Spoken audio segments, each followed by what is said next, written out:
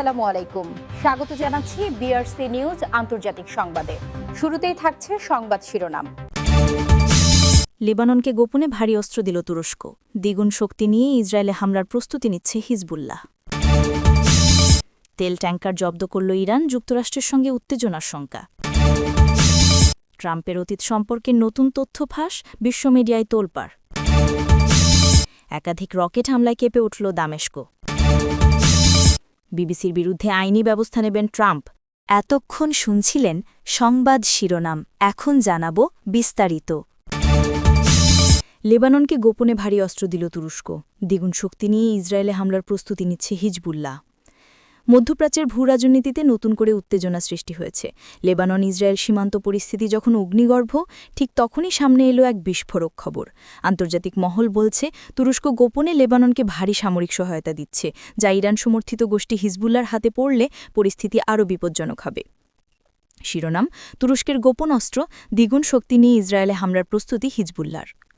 একাধিক পশ্চিমা গোয়েন্দা সূত্রে বরাত দিয়ে আন্তর্জাতিক সংবাদ মাধ্যমগুলি জানাচ্ছে, তুরস্ক গোপনে লেবাননকে বিপুল পরিমাণ ভারী সামরিক সরঞ্জাম সরবরাহ করেছে। যদিও আঙ্কারা বরাবরই এই অঞ্চলের শান্তি এবং লেবাননের সার্বভৌমত্বের কথা বলে এসেছে, তবে এই গোপন সামরিক সাহায্যের খবর আঞ্চলিক ক্ষমতার ভারসাম্যে একটি বড় প্রশ্নচিহ্ন এঁকে দিয়েছে। বিশেষজ্ঞরা বলছেন, তুরস্কের এই পদক্ষেপ ইসরায়েলের বিরুদ্ধে লেবাননের সামরিক সক্ষমতা বাড়াতে সাহায্য করবে, কিন্তু মূল উদ্বেগ হল এসব ভারী অস্ত্রশস্ত্র শেষ পর্যন্ত ইরান সমর্থিত হিজবুল্লাহর হাতে চলে যেতে পারে। তুরস্ক ইসরায়েলের কট্টর সমালোচক হওয়ায় তাদের এই ভূমিকা মধ্যপ্রাচ্যের ভূরাজনৈতিক উত্তেজনাকে নতুন উচ্চতায় নিয়ে গেল। তুরস্কের এই সম্ভাব্য সহায়তার খবরের পরই লেবানন ভিত্তিক শক্তিশালী গোষ্ঠী হিজবুল্লাহর সামরিক প্রস্তুতি দ্বিগুণ করা হয়েছে বলে রিপোর্ট মিলেছে। ইসরায়েলে আরও ভয়াবহ ও সুদূরপ্রসারী হামলার জন্য প্রস্তুত হচ্ছে গোষ্ঠীটি। হিজবুল্লাহর হাতে থাকা অত্যাধুনিক রকেট এবং নির্ভুলভাবে লক্ষ্যভেদে সক্ষম ক্ষেপণাস্ত্রের বাজার ভাণ্ডার ইসরায়েলের জন্য গুরুতর চ্যালেঞ্জ তৈরি করেছে। সম্প্রতি হিজবুল্লাহর শীর্ষ নেতা হুঁশিয়ারি দিয়ে জানিয়েছেন, ইসরায়েল যদি সীমান্ত সংঘাত বাড়াতে থাকে তবে তাদের হাতে থাকা সর্বাধুনিক অস্ত্র ব্যবহার করা হবে। তাদের এই প্রস্তুতির মধ্যে ড্রোন এবং গাইডেড মিসাইল সিস্টেমের সংযোজন ঘটেছে বলে মনে করা হচ্ছে। হিজবুল্লাহর এমন যুদ্ধাংদেহী মনোভাবেই ইসরায়েলের উত্তরাঞ্চলের সীমান্ত এলাকার হাজার হাজার মানুষকে নতুন করে বাস্তুচ্যুত হওয়ার ঝুঁকিতে ফেলেছে। হিজবুল্লাহর এই বর্ধিত শক্তিকে ইসরায়েল অত্যন্ত গুরুতর হুমকি হিসেবে দেখছে।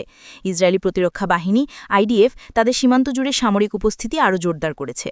ইসরায়েলের প্রধানমন্ত্রী লেবাননকে সরাসরি হুঁশিয়ারি দিয়ে বলেছেন, লেবাননের মাটি থেকে কোনো বড় আকারের হামলা হলে তার চরম মূল্য বৈরুতকে দিতে হবে। ইসরায়েল ইতিমধ্যে লেবাননের অভ্যন্তরে হিজবুল্লাহর সামরিক ঘাঁটি লক্ষ্য করে বিমান হামলা বাড়িয়েছে। তাদের লক্ষ্য যে কোনো বড় হামলার আগেই হিজবুল্লাহর সক্ষমতাকে গুড়িয়ে দেওয়া। ইরান সমর্থিত হিজবুল্লাহ, তুরস্কের সম্ভাব্য সামরিক সহায়তা এবং ইসরায়েলের কঠোর প্রতিক্রিয়া, এই ত্রিভুজীয় সংঘাত মধ্যপ্রাচ্যে একটি পূর্ণাঙ্গ আঞ্চলিক যুদ্ধের আশঙ্কা আরও বাড়িয়ে তুলেছে। আন্তর্জাতিক সম্প্রদায় দ্রুত পরিস্থিতি শান্ত করার আবেদন জানালেও অপতদ সংঘাতের মেঘ ঘনীভূত। তেল ট্যাঙ্কার জব্দ করল ইরান, যুক্তরাষ্ট্রের সঙ্গে উত্তেজনার শঙ্কা। হরমুজ প্রণালী অতিক্রমের সময় মার্শাল দ্বীপপুঞ্জের পতাকাবাহী তেলবাহী জাহাজ তালারা জব্দ করেছে ইরানি বাহিনী। শুক্রবার এক মার্কিন প্রতিরক্ষা কর্মকর্তা বিষয়টি নিশ্চিত করেন। জাহাজটি সংযুক্ত আরব আমিরাতের আজমান বন্দর থেকে সিঙ্গাপুরের দিকে যাচ্ছিল। মার্কিন কর্মকর্তাদের দাবি, ইরানি বাহিনী জোরপূর্বক জাহাজটিকে ইরানের আঞ্চলিক জলসীমায় ঢুকতে বাধ্য করে। ঘটনার সময় কয়েক ঘণ্টা ধরে মার্কিন নৌবাহিনীর MQ-4C ট্রাইটন ড্রোন এলাকাটিতে নজরদারি চালিয়েছে বলে ফ্লাইট ট্র্যাকিং তথ্য থেকে জানা গেছে। প্রাইভেট নিরাপত্তা সংস্থা অ্যাম্ব্রের রিপোর্টে বলা হয়, 3টি ছোট নৌকা তালারার দিকে অগ্রসর হয়ে আক্রমণের মাধ্যমে জাহাজটির গতি থামিয়ে দেয়। যুক্তরাজ্য মেরিটাইম ট্রেড অপারেশনস বা UKMTO জানায়, রাষ্ট্রীয় তৎপরতার কারণে জাহাজটিকে ইরানের জলসীমায় প্রবেশে বাধ্য করা হয়েছে। এদিকে সাইপ্রাস ভিত্তিক managing company Columbia ship management জানিয়েছে, তারা জাহাজটির সঙ্গে যোগাযোগ হারিয়েছে। পরিস্থিতি নিয়ন্ত্রণে আনার জন্য সংশ্লিষ্ট কর্তৃপক্ষের সঙ্গে সমন্বয় করা হচ্ছে এবং ক্রুদের নিরাপত্তাকে সর্বোচ্চ গুরুত্ব দেওয়া হচ্ছে। তবে ইরানের পক্ষ থেকে এখনও কোনো আনুষ্ঠানিক মন্তব্য পাওয়া যায়নি। মার্কিন নৌবাহিনী এর আগে বেশ কয়েকটি হামলার ঘটনায় ইরানকে দায়ী করেছিল। 2019 সালে লিম্পেট মাইন বিস্ফোরণ এবং 2021 সালে ইসরায়েলি মালিকানাধীন তেল ট্যাঙ্কারে প্রাণঘাতী ড্রোন হামলার অভিযোগ তার মধ্যে উল্লেখযোগ্য। নতুন এ ঘটনার পর ওয়াশিংটন তেহরান উত্তেজনা আরও বাড়তে পারে বলে আশঙ্কা করা হচ্ছে। ট্রাম্পের অতীত সম্পর্কের নতুন তথ্য ফাঁস, বিশ্ব মিডিয়ায় তোলপাড়। মার্কিন প্রেসিডেন্ট ডোনাল্ড ট্রাম্পের সঙ্গে কুখ্যাত যৌন অপরাধী জেফ্রি এপস্টাইনের যোগাযোগ ও অতীত সম্পর্ক নিয়ে নতুন তথ্য প্রকাশে এসেছে। মার্কিন প্রতিনিধি পরিষদের তত্ত্বাবধায়ক কমিটি বা হাউস ওভারসাইট কমিটি এই তথ্য প্রকাশ করেছে। এপস্টাইন ফাইলস সংশ্লিষ্ট এসব নথিতে বহুবার ট্রাম্পের নাম উঠে এসেছে। নতুন প্রকাশিত ইমেইলগুলোতে তাদের ব্যক্তিগত যোগাযোগ, অতীত লেনদেন এবং বিভিন্ন গোপন আলাপের তথ্য পাওয়া গেছে।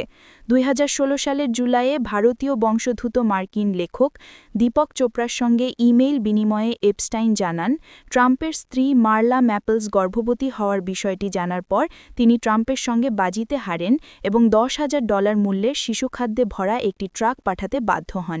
তিনি লিখেছিলেন, যখন মার্লা ম্যাপলস ট্রাম্পকে জানান যে তিনি অন্তঃসত্ত্বা, তখন আমি $10,000 বাজিতে হেরে যাই।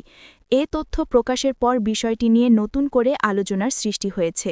মার্লা ম্যাপলস 1993 সালে ট্রাম্পের কন্যা টিফানির জন্ম দেন। এর আগে ইভানার সঙ্গে বিবাহ বিচ্ছেদের পর ট্রাম্প নিউ ইয়র্কের প্লাজা হোটেলে মার্লা ম্যাপলসকে বিয়ে করেন।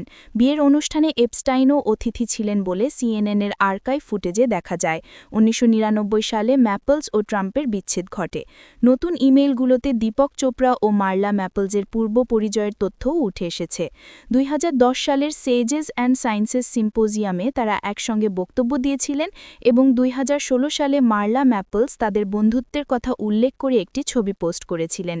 এসব ইমেইল প্রসঙ্গে দীপক চোপড়া বলেন, চিকিৎসক রোগের গোপনীয়তা রক্ষা তার নৈতিক দায়িত্ব হলেও প্রয়োজন হলে তদন্তকারীদের অনুমোদিত তথ্য দিতে তিনি প্রস্তুত। এদিকে কমিটি আরও কিছু পুরনো ইমেইল প্রকাশ করেছে যেখানে এপস্টাইন, তার সহযোগী ঘিসলেন ম্যাক্সওয়েল ও লেখক মাইকেল উলফের মধ্যকার বার্তা রয়েছে। 2011 সালের এপ্রিলের একটি ইমেইলে এপস্টাইন লিখেছিলেন, যে কুকুরটা এখনও ঘেউ ঘেউ করেনি সেটি হচ্ছে ট্রাম্প। তিনি দাবি করেন তার বাড়িতে এক মেয়ের সঙ্গে ঘণ্টার পর ঘণ্টা সময় কাটালেও ট্রাম্প কখনও মেয়েটির নাম প্রকাশ করেননি।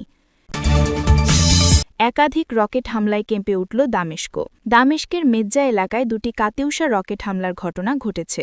শুক্রবার 14 নভেম্বর এ ঘটনায় একজন নারী নিহত এবং কয়েকজন বেসামরিক নাগরিক আহত হয়েছেন।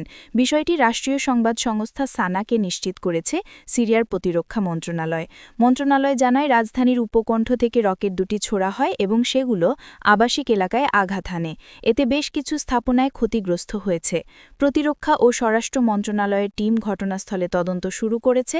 রকেটের পথ এবং উৎক্ষেপণ স্থল শনাক্ত করার চেষ্টা চলছে। হামলার পর মেজ্জা এলাকায় ব্যাপক নিরাপত্তা জোরদার করা হয়েছে। অ্যাম্বুলেন্স ও জরুরি সেবা কর্মীরা দ্রুত ঘটনাস্থলে পৌঁছে আহতদের উদ্ধার কাজ পরিচালনা করেন।